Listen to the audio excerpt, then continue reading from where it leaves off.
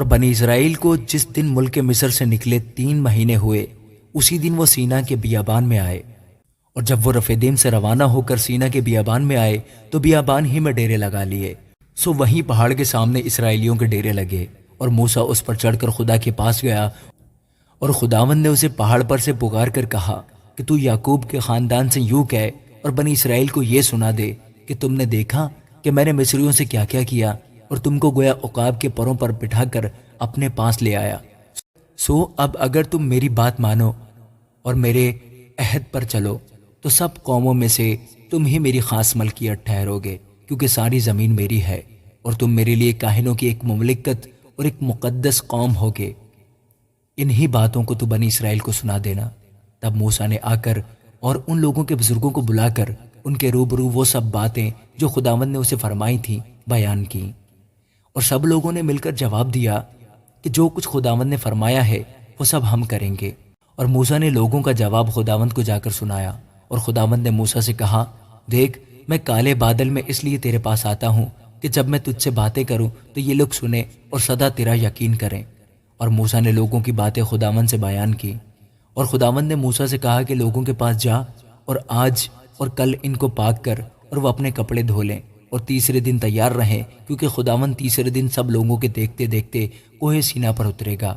اور تو لوگوں کے لیے چاروں طرف حد باندھ کر ان سے کہہ دینا کہ خبردار، تم نہ تو اس پہاڑ پر چڑھنا اور نہ اس کے دامن کو چھونا، جو کوئی پہاڑ کو چھوئے ضرور جان سے مار ڈالا جائے، مگر اسے کوئی ہاتھ نہ لگائے، بلکہ وہ لا کلام سنسار کیا جائے یا تیر سے چھیدا جائے، خواہ وہ انسان ہو خواہ حیوان، وہ جیتا نہ چھوڑا جائے۔ اور جب نرسنگا دیر تک پھونکا جائے تو وہ سب پہاڑ کے پاس آ جائیں۔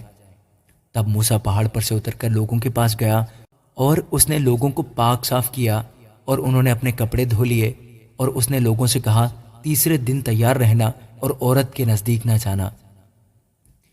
جب تیسرا دن آیا تو صبح ہوتے ہی بادل گرجنے اور بجلی چمکنے لگی، اور پہاڑ پر کالی گھٹا چھا گئی، اور کرنا کی آواز بہت بلند ہوئی، اور سب لوگ ڈیروں میں کانپ گئے۔ اور موسیٰ لوگوں کو خیمہ گاہ سے باہر لایا کہ خدا سے ملائے، اور وہ پہاڑ سے نیچے آ کھڑے ہوئے، اور کوہ سینا اوپر سے نیچے تک دھوئیں سے بھر گیا، کیونکہ خداوند شعلہ میں ہو کر اس پر اترا، اور دھواں تنور کے دھوئیں کی طرح اوپر کو اٹھ رہا تھا، اور وہ سارا پہاڑ زور سے ہل رہا تھا۔ اور جب کرنا کی آواز نہایت ہی بلند ہوتی گئی تو موسیٰ بولنے لگا، اور خداوند نے آواز کے ذریعہ سے اسے جواب دیا۔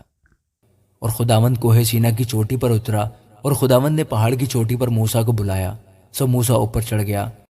اور خداوند نے موسیٰ سے کہا کہ نیچے اتر کر لوگوں کو تاکیداً سمجھا دے، تا ایسا نہ ہو کہ وہ دیکھنے کے لیے حدوں کو توڑ کر خداوند کے پاس آ جائیں، اور ان میں سے بہتیرے ہلاک ہو جائیں۔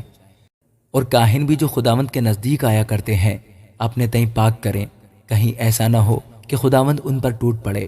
تب موسیٰ نے خداوند سے کہا کہ لوگ کوہ سینا پر نہیں چڑھ سکتے، کیونکہ تو نے تو ہم کو تاکیداً کہا ہے کہ پہاڑ کے چوگرد حد بندی کر کے اسے پاک رکھو۔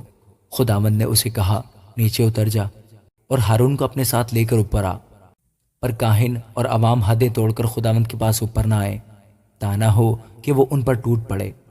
چنانچہ موسیٰ نیچے اتر کر لوگوں کے پاس گیا اور یہ باتیں ان کو بتائیں۔ آمین۔